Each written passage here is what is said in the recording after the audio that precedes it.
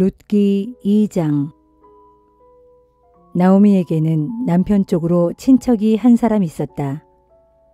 그는 엘리멜렉의 친척으로 재산이 많은 마을의 유지였다. 그의 이름은 보아스였다. 하루는 모압 여인 룻이 나오미에게 말했다. 어머님, 밭에 나가서 떨어진 이삭이라도 좀 주워올까 합니다. 인심 좋은 밭주인을 만났으면 좋겠어요. 나오미는 며느리에게 그렇게 하라고 허락했다. 룻이 밭에 나가 추수꾼들의 뒤를 따라가며 이삭을 주었다. 그 밭은 공교롭게도 엘리멜렉의 친척되는 보아스의 밭이었다. 마침 보아스가 베들레헴에서부터 와서 일꾼들을 격려했다. 주께서 자네들과 함께 하시길 비네. 그러자 일꾼들도 화답했다. 주께서 어르신께 복을 내려주시길 빕니다. 보아스가 일꾼들을 거느리는 감독에게 물었다. 그런데 저 젊은 여인은 누구인가? 감독이 대답했다. 저 여인 말씀이신가요? 그녀는 나오미와 함께 모압 지방에서 돌아온 모압 여인이라고 하더군요. 추수꾼들을 따라가며 이삭이라도 줍게 해달라고 하더니 아침부터 지금까지 오두막에서 잠깐 쉰 것을 빼고는 저렇게 계속 일하고 있습니다. 보아스가 룻에게 말했다. 세덱, 내 말 좀 들어봐요. 이삭을 주우러 다른 밭으로 가지 말고 우리 밭에서 일하는 아낙네들과 같이 다니도록 하시오. 우리 밭에서 추수하는 일꾼들을 잘 살펴서 항상 그들 뒤를 따라다니도록 하시오. 내가 젊은 남자들에게는 덱을 건드리지 말라고 단단히 일러두었소. 이삭을 줍다가 목이 마르면 일꾼들이 항아리에 길어다 놓은 물이 있으니 언제든지 따라 마시도록 하시오. 그러자 룻은 엎드려 절하며 말했다. 한낱 이방 여자에 불과한 저에게 이렇게까지 잘 대해주시니 몸둘 바를 모르겠습니다. 보아스가 룻에게 말했다. 남편이 세상을 떠난 뒤에 댁이 시어머님을 어떻게 정성껏 모셨는지 내가 다 들어서 잘 알고 있소. 정든 고향과 부모님 품을 떠나 낯선 사람들이 사는 이 땅으로 오게 된 내력도 잘 알고 있소. 주께서 댁이 지금까지 살아온 모습을 보시고 그대로 갚아주시길 바라오. 이스라엘의 하나님께서 안식처를 찾아 자기 품 안에 들어온 댁에게 넉넉히 베풀어 주시기를 비오. 룻이 말했다. 어르신, 정말 고맙습니다. 어르신의 몸쪽만도 못한 이 몸을 그토록 위로해 주시니 너무나 고마울 따름입니다. 끼니 때가 되자 보아스가 룻에게 말했다. 이리와 빵을 떼어 초장에 찍어 먹어보세요. 룻이 추수꾼들 곁에 앉으니 그들이 볶은 곡식을 건네주었다. 룻이 배불리 먹고도 음식이 남았다. 룻이 이삭을 주우려고 일어나자 보아스가 일꾼들에게 일러두었다. 저 여인이 이삭을 줍더라도 절대 싫은 소리를 하지 말게. 오히려 조금씩 이삭을 뽑아 흘려서 저 여인이 이삭을 많이 주울 수 있도록 해주게. 룻은 밭에서 저녁 때까지 이삭을 주었다. 이삭을 떨어보니 보리가 무려 1에바나 되었다. 룻은 그것을 가지고 마을로 돌아와 시어머니께 보여드렸다. 배불리 먹고 남겨온 볶은 곡식도 시어머니께 드렸다. 시어머니가 물었다. 얘야, 오늘 어디서 이삭을 주었느냐? 어느 밭에서 일했느냐? 너에게 이토록 잘해주신 분에게 주께서 복을 내려주시기를 빈다. 룻이 어느 집 밭에서 일했는지를 시어머니께 말했다. 오늘 제가 이삭을 주운 밭의 주인은 보아스라고 하더군요. 그러자 나오미가 며느리에게 말했다. 주께서 그분에게 복을 내려주셨으면 좋겠다. 그분은 먼저 세상을 뜬 우리 식구들에게도 그렇게 잘해주시더니 이제는 살아있는 우리에게까지도 그토록 잘해주시는구나. 그는 우리 집안과 친척이다. 우리를 맡아서 보호해 주어야 할 분들 가운데 한 사람이야. 모압 여인 롯이 말했다. 그분은 자기 집 추수가 다 끝날 때까지 자기 집 일꾼들과 같이 다니라고도 하시더군요. 나오미가 며느리 롯에게 말했다. 그래 얘야, 다른 밭에는 가지 말고 그분 집안의 아낙네들과 꼭 붙어 다녀라. 다른 밭에 가면 남정네들에게 시달림을 당할지도 몰라. 롯은 보리 수확은 물론 밀 수확이 다 끝날 때까지 보아스 집안의 아낙네들을 따라다니면서 이삭을 주었고 그것으로써 시어머니를 모시고 살았다.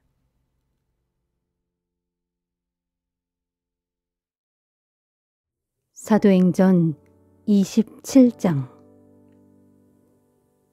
우리가 배를 타고 이탈리아로 가기로 결정되자 바울과 몇몇 다른 죄수들이 황제 부대에 소속된 율리오라는 백부장에게 넘겨졌다. 우리는 아드라무테노라는 항구에서 온 배를 탔다. 이 배는 아시아 지방의 해안을 따라 여러 항구를 들러 항해할 예정이었다. 우리 일행 중에는 데살로니가에서 온 마케도니아 사람 아리스다고도 있었다. 다음 날 우리는 시돈에 닿았다. 백부장 율리오는 바울에게 친절을 베풀어 배에서 내려 친구들을 찾아가서 필요한 것들을 공급받을 수 있게 허락해 주었다. 시돈을 출항한 우리는 맞바람을 만났다. 그래서 항로를 벗어나 키프로스 섬을 바람막이 삼아 그 섬의 해안을 끼고 항해를 계속했다. 우리는 길리기아와 밤빌리아 앞바다를 가로질러서 항해하여 루기아 지방의 무라에 닿았다. 거기서 백부장은 이탈리아로 가는 알렉산드리아 배를 만나자 우리를 그 배에 옮겨 태웠다. 우리는 여러 날 동안 아주 느리게 항해하여 간신히 니도 앞바다에 이르렀다.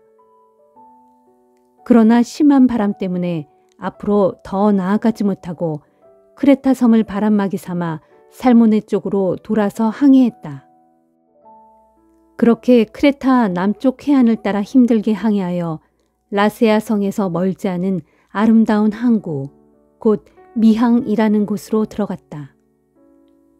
우리는 미항에서 여러 날을 머물러 있어야 했다. 금식하는 절기도 지났으므로 항해하기에 위태로운 시기였기 때문이다. 그래서 바울이 사람들에게 말했다. 여러분, 내가 보니 이대로 항해를 계속하다가는 분명 재난을 당하게 될 것이요. 배와 화물뿐만 아니라 우리의 목숨까지도 위태로울 것입니다.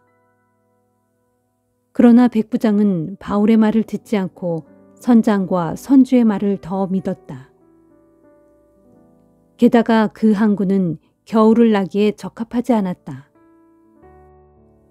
선원들은 대부분 항해를 계속하여 베닉스까지 가서 거기에서 겨울을 나자고 주장했다. 베닉스는 크레타 섬에 있는 항구로 서남쪽과 서북쪽만 트여있는 곳이었다. 때마침 남풍이 순하게 불어오자 항해하기에 좋은 날씨로 보였다. 선원들은 바라던 대로 잘 되었다 생각하고는 닻을 올리고서 미항을 떠나 크레타 섬 해안을 따라 항해하기 시작했다. 그러나 얼마 지나지 않아 갑작스레 유라굴로라는 폭풍이 거세게 휘몰아쳐 배를 바다 한가운데로 밀어냈다. 배는 폭풍에 휘말려 도저히 제대로 나아갈 수가 없었다. 우리는 항해를 체념하고 바람이 부는 대로 배를 맡겨둘 수밖에 없었다. 배가 가우다라는 조그마한 섬 뒤로 밀려들자 우리는 간신히 거룻배를 갑판 위로 끌어올릴 수 있었다. 선원들은 밧줄로 거룻배를 선체에 동여맸다. 그런데 그대로 가다가는 배가 모래톱에 처박힐지도 몰랐다.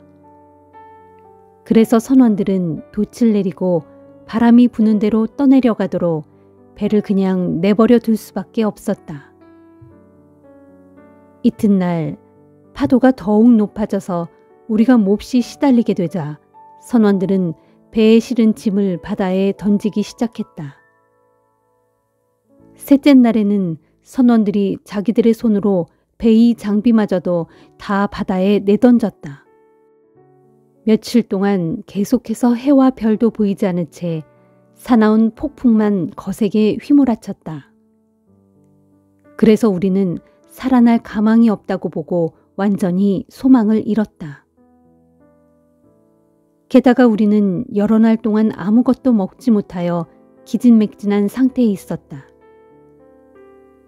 그때 바울이 선원들에게 말했다. 여러분, 내 말대로 크레타 섬에서 떠나지 않았어야 했소. 그랬더라면 여러분이 이렇게 상처 입고 고통을 겪지 않았을 것입니다. 그러나 이제라도 내가 여러분에게 당부합니다. 모두 기운을 내십시오. 비록 배는 파괴되겠지만 여러분 가운데 누구도 목숨을 잃지는 않을 것입니다. 어젯밤에 나의 주님이시오 또 내가 섬기는 분이신 하나님의 천사가 내 곁에 나타나서 내게 말해주기를 바울아 두려워하지 말아라. 너는 틀림없이 황제 앞에 서서 재판을 받게 될 것이다. 또 하나님께서는 너와 함께 항해하는 모든 사람들의 생명을 너에게 맡겨주셨다 했습니다. 그러므로 여러분 용기를 내십시오. 나는 하나님을 믿습니다. 하나님께서 내게 일러주신 그대로 다 이루어질 것입니다. 이제 우리는 어떻게든지 어느 섬에 닿게 될 것입니다. 우리가 아드리아해에서 폭풍에 이리저리 떠밀려 표류한 지 10나흘째 되던 날 밤이었다. 한밤중에 선원들은 어떤 육지에 가까이 온 것을 느꼈다. 그래서 선원들이 물 깊이를 재어보니 20길 정도였다. 좀 더 가서 다시 재어보니 15길 정도였다. 선원들은 혹시 배가 암초에라도 걸릴까 두려워져서 배의 뒷부분에서 4개의 닻을 내려놓고 날이 밝기를 기다렸다. 그런데 선원 몇 사람이 배를 버리고 도망치려고 배의 앞부분에서 닻을 내리는 척하면서 거룻배를 풀어내렸다. 그것을 보고 바울이 백부장과 병사들에게 말했다. 저 사람들이 배에 그대로 남아있지 않고 도망쳐버리면 당신들은 구조되지 못할 것입니다. 그러자 병사들이 거룻배를 묶고 있던 밧줄을 끊어서 거룻배를 바다에 떨어뜨렸다. 먼 동이 트기 시작하자 바울은 모든 사람들에게 음식을 먹으라고 권했다. 여러분은 긴장 속에서 마음을 졸이느라 음식을 입에 대지 않은 지가 10나흘이나 됩니다. 이제 음식을 좀 드시도록 하십시오. 그래야 기운을 차리고 살아남을 수 있습니다. 안심하십시오. 여러분 가운데 어느 누구도 머리카락 하나라도 잃지 않을 것입니다. 이렇게 말하고 바울은 빵을 들어 모든 사람들 앞에서 하나님께 감사 기도를 드린 다음 떼어서 먹기 시작했다. 그러자 다른 사람들도 모두 용기를 내어 음식을 먹기 시작했다. 때에 우리와 함께 배에 탄 사람들은 모두 276명이었다. 모두 배가 부르게 음식을 먹고 나자 선원들은 배의 무게를 줄이기 위해 실었던 양식을 모두 바다에 던졌다. 어느새 날이 밝자 어느 땅인지는 알 수 없었지만 모래사장이 있는 항만이 보였다. 그래서 그들은 어떻게 해서든 배를 거기에 대기로 했다. 그들은 닻을 끊어 바다에 버리고 키를 묶었던 밧줄을 늦추었다. 그리고 앞 돛을 올려서 바람을 타고 해안 쪽으로 나아갔다. 그런데 배가 두 물살이 합치는 곳에 끼어들면서 모래톱에 얹혀버리고 말았다. 배의 앞부분은 모래 속에 박혀 움직이지 않았고 배의 뒷부분은 심한 파도로 인해 깨어지기 시작했다. 병사들은 죄수들이 혹시 헤엄쳐서 도망할까봐 그들을 아예 죽여버리려고 계획했다. 그러나 백부장 율리오는 바울을 살리고 싶어서 병사들의 계획을 적극 말렸다. 그런 후 백부장은 헤엄을 칠 수 있는 사람은 먼저 바다에 뛰어내려 무트로 헤엄쳐 올라가라고 명령했다. 그리고 헤엄을 칠 수 없는 사람은 널빤지나 부서진 배 조각을 붙잡고 무트로 올라가라고 했다. 그렇게 해서 모두가 무사히 무트로 올라갔다.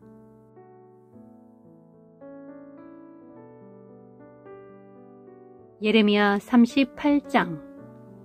마따네 아들 스바랴, 바수울의 아들 크다랴, 셀레마의 아들 유갈, 그리고 말기야의 아들 바수울은 예언자 예레미야가 예루살렘의 모든 백성들에게 하는 말을 듣게 되었다. 그때 예레미야는 백성들에게 이렇게 말했다. 여러분, 주님의 말씀을 귀 기울여 들으십시오. 주께서 말씀하시기를 누구든지 이 도성에 머물러 있는 사람은 칼과 기근과 전염병으로 죽게 될 것이다. 그러나 바빌로니아 군대에 항복하는 사람은 살 수 있을 것이되 마치 전리품을 얻듯 그렇게 자기 목숨을 얻어서 살 수 있을 것이다. 나 주가 분명히 말한다. 내가 이 예루살렘 도성을 반드시 바빌로니아 왕의 군대의 손에 넘겨줄 것이니 그들이 이 도성을 쳐서 점령할 것이다 하셨습니다. 유다의 대신들은 예레미야의 이 같은 말을 듣고 왕에게 나아가 청원하였다. 왕이시여, 이 사람을 죽이십시오. 그는 마땅히 사형에 처해져야 합니다. 그가 하는 모든 말들은 이 도성에 남아있는 군사들의 사기를 빼앗는 것은 물론이고 백성들의 마음까지 낙담시키는 말들 뿐입니다. 정녕 이 사람은 예루살렘 백성의 평안을 구하지 않고 도리어 재앙을 재촉하고 있습니다. 시드기야 왕이 대답했다. 보다시피 지금 예레미야는 그대들의 손안에 있소. 왕은 그대들의 뜻을 거스를 수 없으니 그를 죽이든 살리든 그대들의 마음대로 하시오. 그러자 대신들은 예레미야를 끌고 가서 왕자 말기야의 집에 있는 깊은 물 웅덩이 안에 집어넣었다.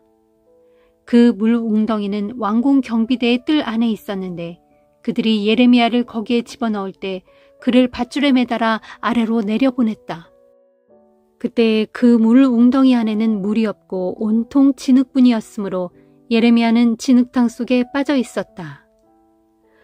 유다 왕궁에는 구스 사람 에벤멜렉이라는 황관이 있었다. 그는 예레미야가 붙잡혀 물 웅덩이 속에 던져졌다는 소식을 들었다. 그때 유다 왕 시드기야는 베냐민 문에 앉아 있었다. 환관 에벤멜렉이 왕궁에서 나와서 왕께 아뢰었다. 내 주 왕이시여, 저 사람들이 예언자 예레미야에게 행한 처사는 매우 부당합니다. 저들이 예레미야를 깊은 물 웅덩이 속에 던져 넣었으니 그가 분명 거기에서 굶주려 죽고 말 것입니다. 보소서, 이 도성에는 빵이 다 떨어져서 더 이상 먹을 것도 없습니다. 그러자 유다왕 시드기야가 구스 사람 에벤멜렉에게 명령하였다. 너는 여기 있는 군사 30명을 데리고 가서 예언자 예레미야가 죽기 전에 그를 속히 물 웅덩이 속에서 끌어내라. 에벤멜렉은 군사들을 데리고 급히 왕궁의 창고로 가서 거기서 여러 헝겊들과 헤어지고 낡은 옷가지들을 챙겨가지고 예레미야에게로 갔다. 그런 뒤 그는 그것들을 밧줄에 매달아 물 웅덩이 속에 갇혀있는 예레미야에게 내려주면서 외쳤다. 지금 내려보내는 여러 헝겊들과 낡은 옷 조각들을 그대의 겨드랑이에 먼저 댄 후 그 위에 밧줄을 대어 매달리도록 하십시오. 예레미야가 그대로 따랐다.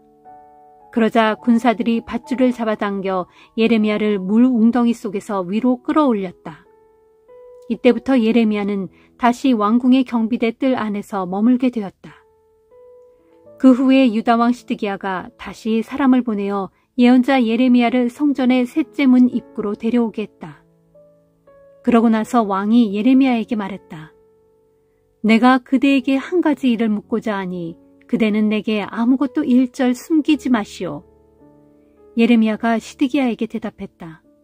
왕이시여, 제가 사실대로 모두 말씀드린다면 왕께서는 당장에 저를 처형해 버리실 것입니다. 설령 제가 왕께 무슨 충고를 드린다고 해도 왕께서는 그것을 받아들이지 않으실 것입니다. 이 말을 듣고 시드기야 왕은 예레미야에게 은밀히 맹세하면서 말했다. 우리에게 생명을 주신 주께서 살아계심을 두고 맹세하지만 나는 그대를 절대로 죽이지 않을 것이요.